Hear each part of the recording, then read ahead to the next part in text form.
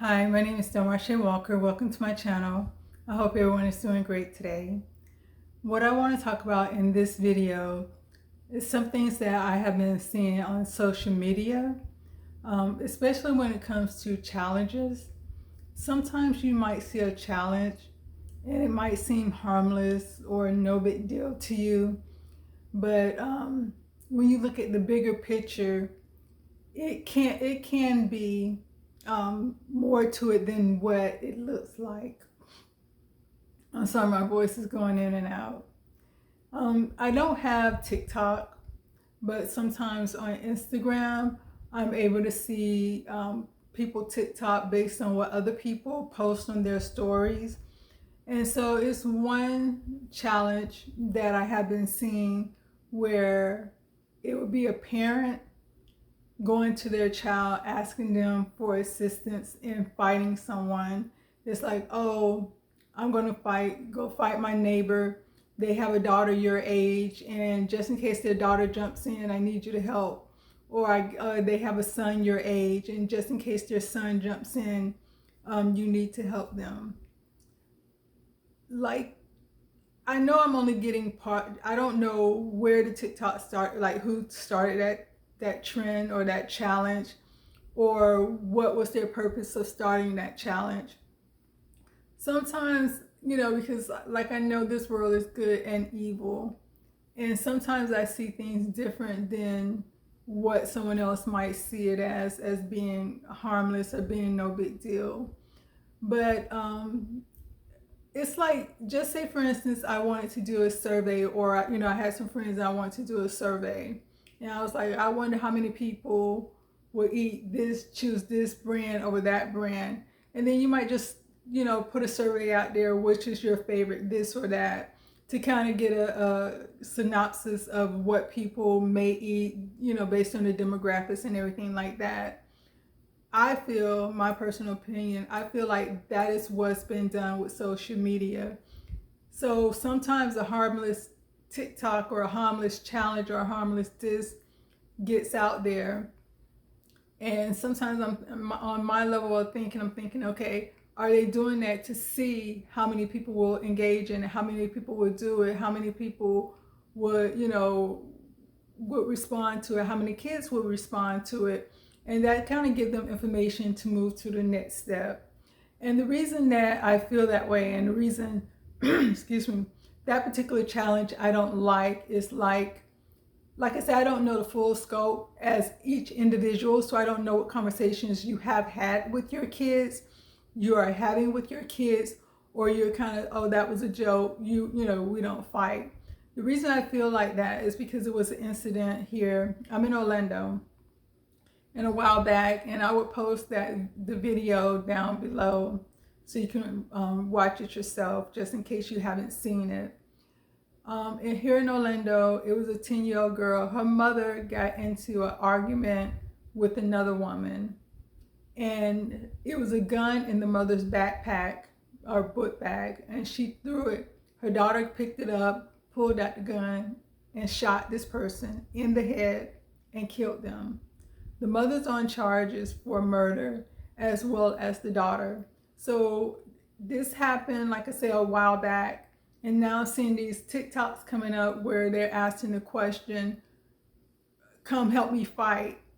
And I feel like when you're as a parent,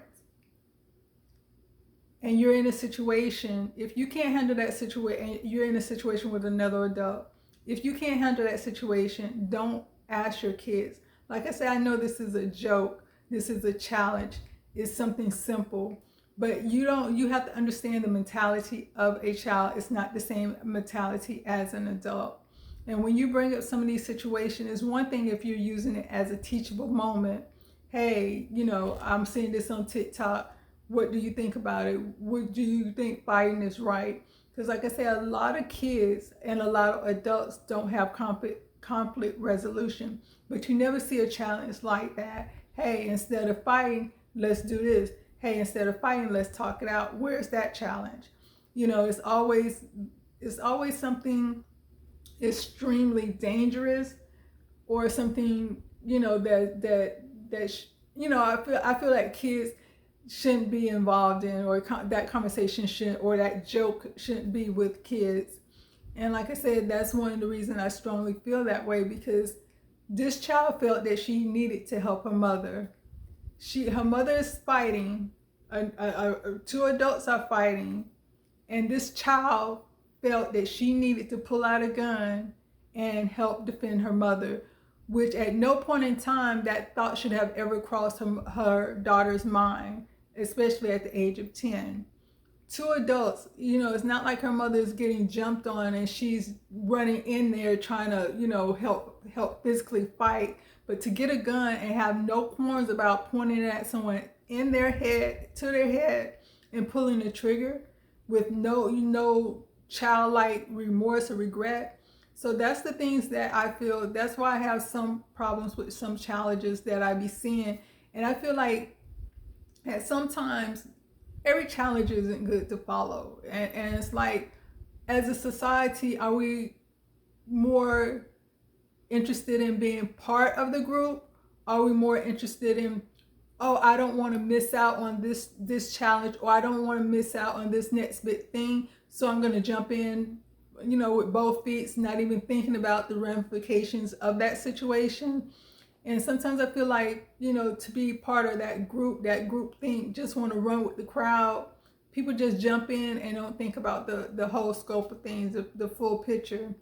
And like I said, I will go ahead and link that below, that video below, so you can watch it for yourself. And like I said, I'm not judging anything like that. I would rather, what I try to do is just kind of give you a different way of thinking about things, a different way of looking at things. I could be all wrong about what I'm saying, but to me, it's feel like, okay, who's starting these challenges? Why these challenges have to be so negative? Why these challenges have to be so aggressive? What about positive challenge? Helping somebody out, or something like that. If you see someone, they drop something, hey, let's help them pick it up or whatever. I know that kind of sounds crazy, but you know what I'm saying? Just something more going in a positive direction, instead of, hey, I need help fight. I'm your parent. I'm an adult, but I need you to help me fight just in case their child jump in. What about, I don't want to fight in front of children, But like I said, that's just my mind thinking. And I know sometimes I can be an over-the-top thinker. And I know I think, I'm an overthinker. I already know that. The second one, the thing I want to talk about, I was watching YouTube last night and I came across this video. It was a 60-minute video, but it's 60 minutes Australia. And so they don't have the same regulations when it comes to plastic surgery that we have here in America. And so they were showing these women having these plastic surgery, and some of them was men as well. And the doctors that was doing the plastic surgery was just messing these people's bodies up. And they couldn't do anything about it, because it's like, one, their doctors denying that there was a problem, or they're saying, oh, you're the first one that this happened to, or your body is designed this way, you got thin skin, so that's why this and that happened. And these people are walking around damaged, in pain, for basically, I don't know if another doctor can come in and fix it, but if they can't, they're going to be like that for the rest of their life. And when they was trying to get a better body. And I did a video on this before, as far as, I know here in America, you could be a dentist this week, and next week you can go take a class to be a plastic surgeon. As long as you pass that class, you are a plastic surgeon. So I did a video because I was speaking about when I was 215 pounds and now I'm like 104. And so if I were to have surgery, it would be on my loose skin. And that would still be something I would think about, really, really think about, because it is surgery. You're going under anesthesia, and you can lose your life with any type of surgery. It's not 100% guaranteed that when they put you under, you're gonna wake back up. So I feel that it's something you should think about seriously. A lot of times people think about, my favorite influencer, they're getting the plastic surgery, or like on TikTok, a lot of girls was getting breast implant, tummy tucks and BBL. And that kind of became a trend where they was just going to get that done. And like I say, it could be very dangerous. And that's one of the surgeries that a lot of doctors would not perform, is a BBL, because they said that surgery is very dangerous and it's got a higher risk of your death. So that's something, you know, you really need to think about. And that's what the video that I made, that's what I put in there. It's like, make sure you're making sure your doctors are accredited, make sure they're board certified, make sure they're up on their education when it comes to plastic surgery. How many surgeries have they done? You know, it's a lot of things you could check out. And unfortunately, watching this video, I see that a lot of people's mentality wasn't like that. They was basing their choice of a doctor off their Instagram. How many followers do this doctor have? They wasn't worried about their skills. They wasn't worried about how long have they been doing plastic surgery, how long they've been doing this particular plastic surgery. Are you actually trained to do this particular plastic surgery? Because every doctor, if you really think about it, or you really have a conversation with a doctor that is a plastic surgery, that's above board, that's on the up and up, some surgeries they don't do because they haven't done them. Like, you might have a doctor that's great at doing facelift or nose jobs, and then you might have another doctor, he focused more on breast implants, liposuction. And so if you go to him, he might say, well, I can refer you to a colleague of mine because, you know, I have done that surgery here and there, but I'm not that great in it. But my colleague, that's all they specialize in, this particular surgery, and they will go ahead and recommend you to that doctor. But these people, they was, whatever you wanted, they would just go ahead and do it, because they just was basically off the money, you know, just wanted the money. And it's sad that we live in a day and age where you can have a person that's very intelligent, you can have a person that's very skilled at what they do, very knowledgeable at what they do, great recommendation by their patients and everything like that. But if their Instagram isn't popping, if their YouTube isn't popping, if they don't have TikTok, or their TikTok is not popping, a lot of people would discount them because they say, well, if they were so great, why they don't have more followers? If they were so great. But everyone doesn't base their skill sets. They're too busy learning to worry about their social media.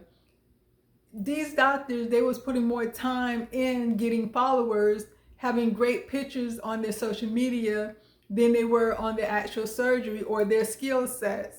And like I said, it's sad that some people will choose a doctor based on how many followers they have compared to, you know, do they have the skill, the education, and the knowledge to do this particular surgery. And just to be transparent, I have had one cosmetic surgery. If I can go back, I would not have had that surgery. And it's a couple of reasons why. One, when I was younger, I developed real early. I started developing in elementary school. So I had very large breasts. And I hated the way my peers at the time, especially boys, what the things they would say. And I would even have some girls looking at me, you know, because the guys looking at me, they're looking at me, you know, with the stank face, like I did something to them. And then I would have grown men look at me, but they wasn't looking at my face. They're looking at my breasts the whole time. And then I would have grown women do the same thing, like look at me dirty, because sometimes they would catch their men looking at me. Here I am, a child, but you know, they're just more or less sexualizing me, looking at my chest, because my chest is thick. You know, I'm a small, like my normal height, well, my height is 5'4". So just imagine me being younger. You know, my body is smaller and everything like that, and here I am with this chest sticking out. So they're just sitting there. They're not thinking about, okay, that's a child, I shouldn't be looking at her like that. They're sitting there looking at me, staring at me. So that always made me feel dirty. That always made me feel insecure.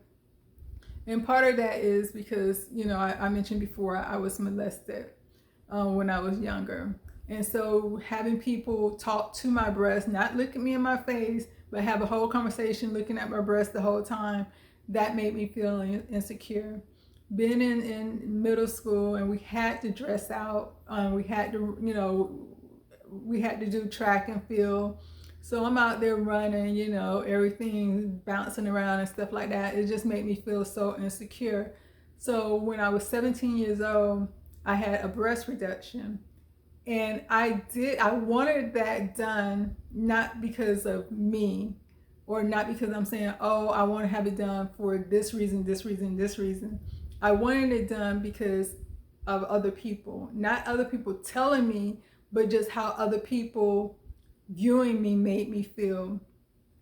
Having, like I said, grown men trying to talk to me, grown men staring at me, people just having a conversation with my breast, me getting dirty looks, not all the times, but sometimes from, girls my age or women, grown women, because like I said, I was a minor at the time. So that's why I decided to have plastic surgery. If I could go back and would I do it again? No. And I'm going to show you, if you don't know about breast reduction, oh, I'm still in camera. They give you what they call an anchor scar. So so they cut around the areola, the scar go down here, and then it goes up, and it kind of stopped before it really hits my armpit. And just to kind of give you an idea, this scar goes all the way up to my armpit, and it stops right about here, and you can kind of see how it's going up this way. And the same thing on this side. The scar goes all the way up just before my armpit. It comes around this way. It goes up. Let me step off camera for a minute to kind of adjust myself.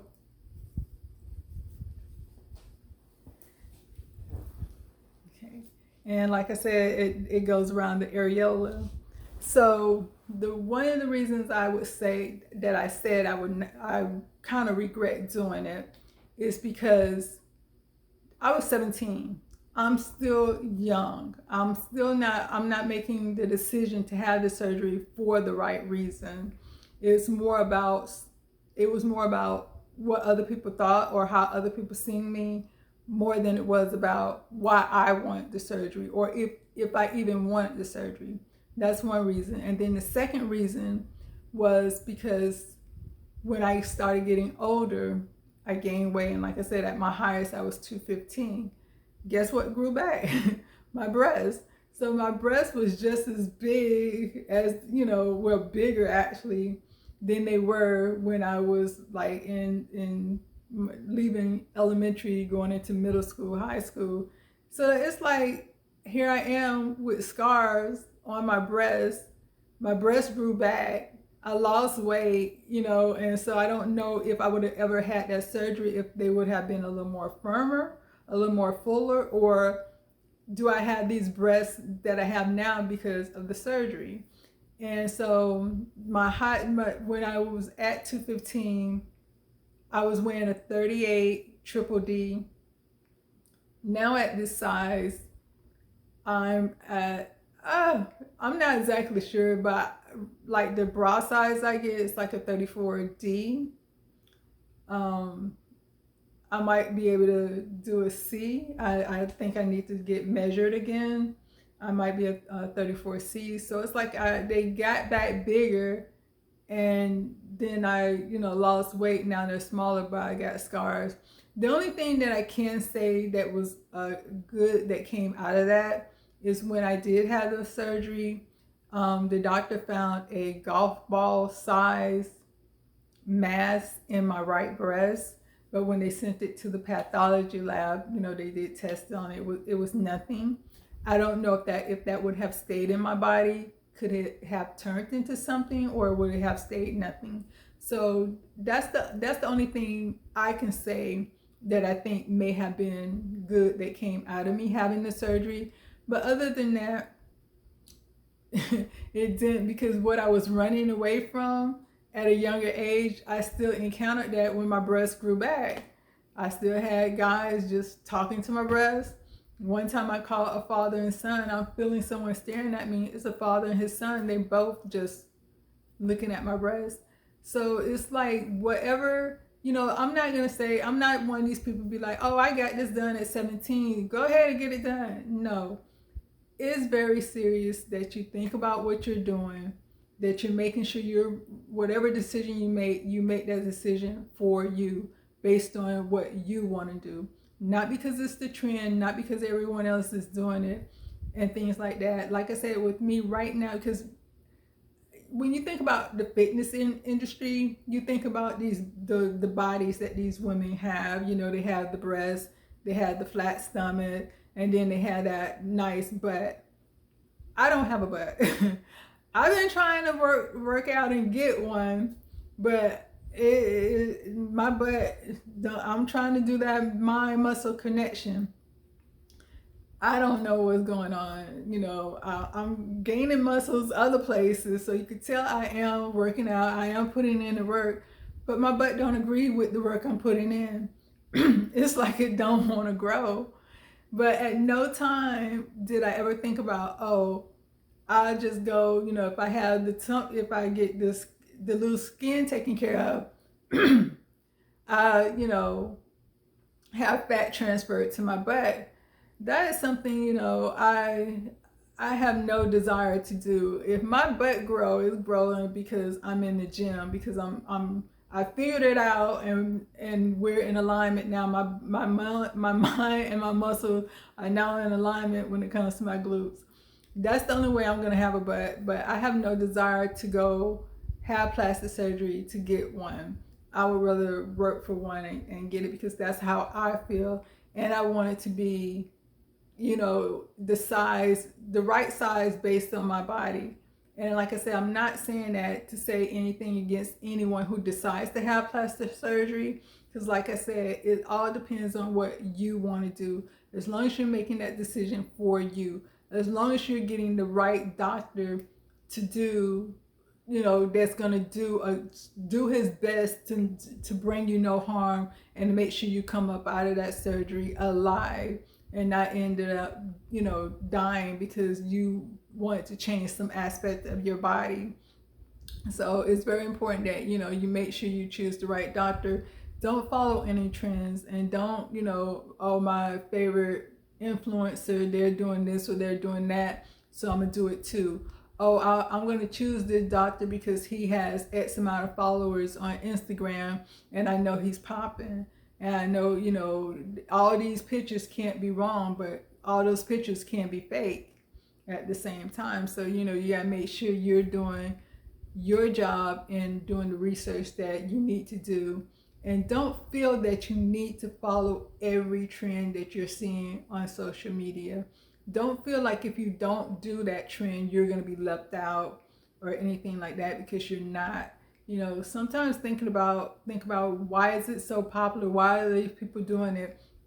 What's the reason? What's the outcome? And things like that. But yeah, that's about it. Just make sure, like I said, just follow your heart and do what you know is right for you, not because of anyone else. I would not change everything I did for my body. I did it for me. I did it for my health, and I did it to make me happy. And like I said, I do want my butt to grow, but I'm not, I don't have hips. I never had hips. I wasn't born with hips. I'm not going to go get hips. I know I can't work out and make my hips grow. And even if I could, I wouldn't make my hips grow. The only thing is just for me aesthetically, I would like to have more of a curve on my backside. But like I said, that's for me, not because I'm trying to make someone else happy, please someone else, or because I don't, I don't feel like I'm sexy because I don't have, a bigger butt and all these other women have bigger butts. I don't feel that makes me less of a woman or less of a person because I don't have that. I don't feel like I need to have these breasts sitting up to here in order to feel more feminine. I feel feminine. In my body, I feel feminine. In my body, I feel comfortable. And that's what's most important to me. When I wake up in the morning and I look at myself in the mirror with no clothes on, am I happy with what I see? Yes, like I said, it's two things I would twerk, not twerk, but it's two things that I will tweak. Yeah, tweak on my body would be, like I said, the loose skin, because no matter what I do, that loose skin is going to be there. And just, get that mind muscle connection together and just build my butt. But like I said, other than that, I am satisfied with my body. I know the things that I can do to improve on my body, and that would be the things I eat. Just make sure I'm eating healthy, drinking a lot of water, as well as getting out, working out, whether I'm working out at home, working out in the gym, or just working out in nature. Just making sure I do what I need to do to be happy, healthy, and fit. So that's basically all I wanted to say today. And I hope everyone is enjoying their day. Peace.